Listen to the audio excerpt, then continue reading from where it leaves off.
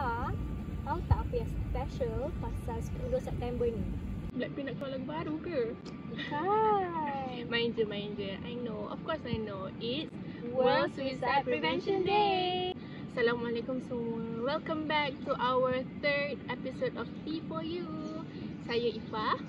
Saya Mira.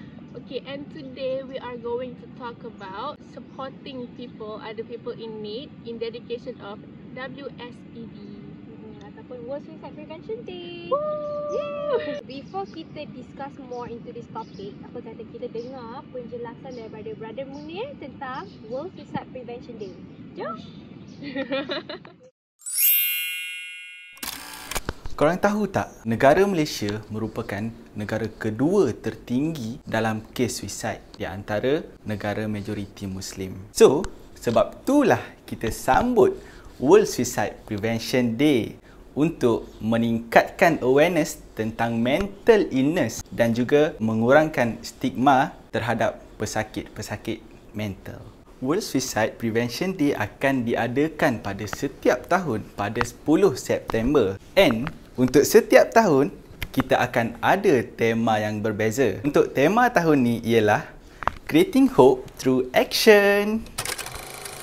Kita dah dengar Brother Munir share pasal World Suicide Prevention Day. Okey, semua orang akan ada masalah dalam hidup diorang. Tapi mungkin bagi sesetengah orang, masalah tu susah untuk diorang adapt. Okey, kalau Kak Mira tanya dekat korang sendiri kan, korang pernah rasa stres tak? Of course lah Kak Mira. Kan dalam hidup ni memang tak lari daripada stres. Munir pun pernah je stres.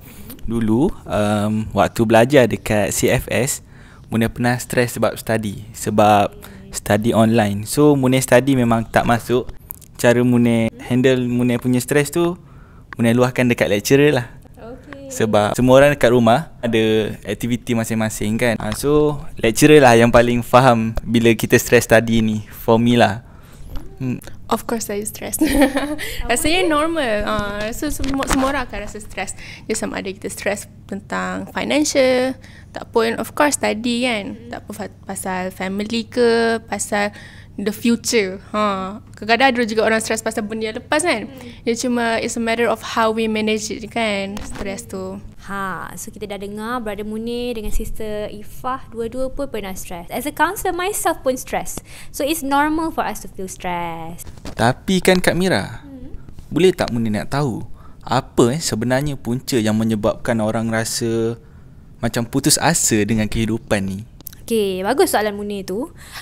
Banyak punca-punca yang membuatkan orang rasa putus asa dengan kehidupan. Contohnya mungkin masalah yang diorang hadapi tu di luar kemampuan diorang, and diorang tak ada support system yang kuat untuk buat diorang rasa yang hidup ni bermakna sebenarnya.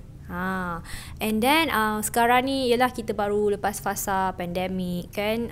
Banyak orang yang hilang kerja, ada yang hilang family. So banyak faktor-faktor yang menyebabkan seseorang tu mengalami stres yang terlampau sampai dia orang tak boleh nak cope. Korang tahu tak macam mana nak dapatkan professional help bila ada masalah kesihatan mental ni? Kak Mira tahu, tapi Kak Mira nak test korang lah. Saya cuba ya. Okay. Saya cuba. Rasanya most universiti kan mesti ada diorang punya bahagian dan department untuk counselling and therapy kan. So kita sebagai student, kita boleh lah pergi situ. Better lah sebab free pun kadang kan. Gitu. Kita yang bukan student macam mana Kak Mira? Betul cakap Ifah tu. So dekat university mesti akan ada unit counselling. Korang boleh jumpa counsellor dekat university.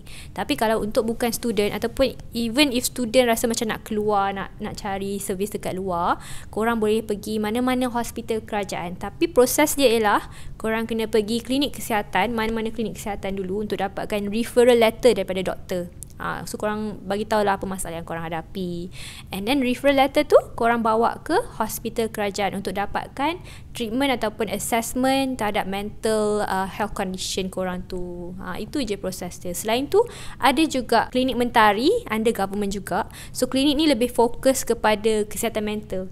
So korang tak perlulah nak dapatkan referral letter, korang boleh terus ke sana. Preferably call dulu buat appointment lah, sebab takut tak available slot ke kan.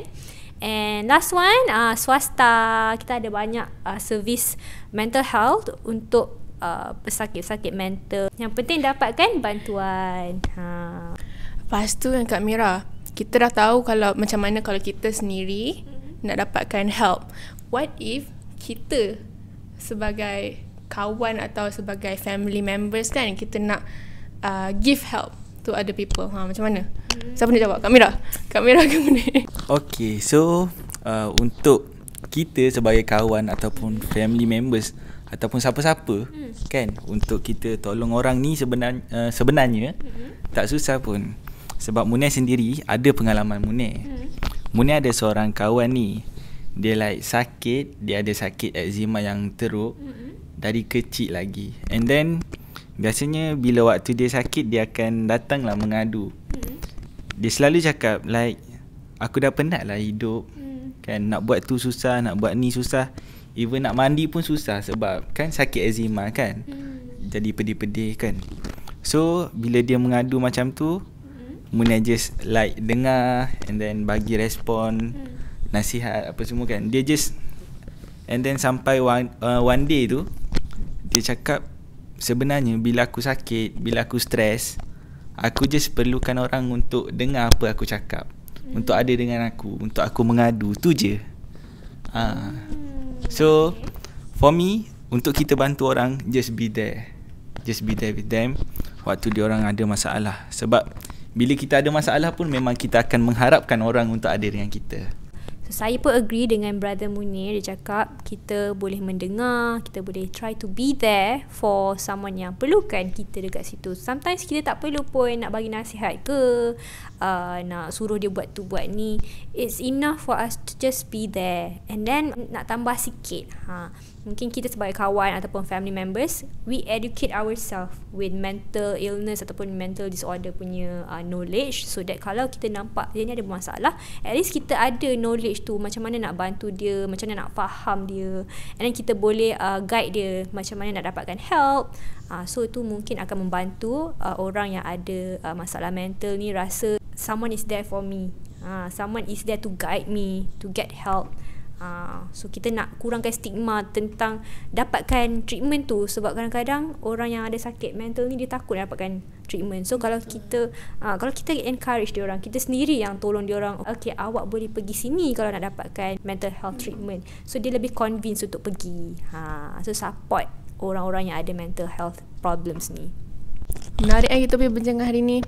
Topik-topik yang sangat berat gitu, tapi kita mampu buatkan dia jadi satu perkara yang casual, sebab benda ni sebenarnya more common than you think kan. Betul. So there's a lot of punca, kita dah belajar punca-punca dia macam mana. Bila kita dah ada ilmu semua tu, dari situ kita boleh mula untuk dapatkan help, kita seek help gitu.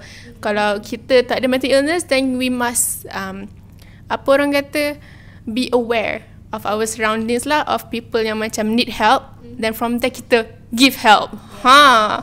Gitu. Harap semua boleh dapatlah ilmu dan gunakan ilmu yang kita dapat hari ni. Terima kasih kerana mendengar. Kita dah di penghujung rancangan. Thank you for watching. See you in the next episode. Bye. Bye.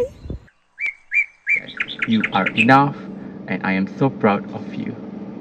There is hope even when your brain tells you there isn't. It's okay to not be okay. Hang in there. We are in this together. Everything gonna be alright. Don't give up on yourself. One day you will be thankful for yourself for not giving up. Don't worry. We are here with you. Hang in there. We are in this together. It's okay to not be okay, and we are here for you through whatever and whenever. Do not compare your life to others. Look at the moon and the sun. They both shine when it's their time. So do you. Do not lose hope. Have a faith. Surely better days are coming, and one day your heart will see light.